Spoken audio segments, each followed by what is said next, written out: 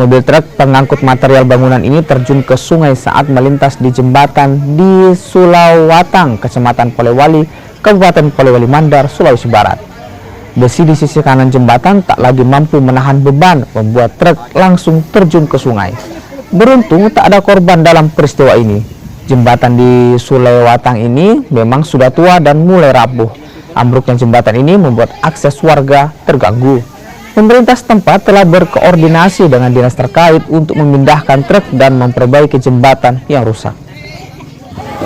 Kejadiannya ini baru-baru, sesuai dengan informasi dari warga setempat bahwa mobil ini mengangkut material untuk pembangunan masalah pintu air di sini.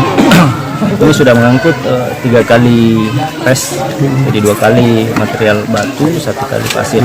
Yang ini adalah res yang keempat. Pas dilewati ambruk. Ini kira-kira penyebabnya sendiri Pak sampai ambruk melebihi muatan atau bagaimana itu? Mungkin karena kondisi jambatannya juga sudah di 20 tahun.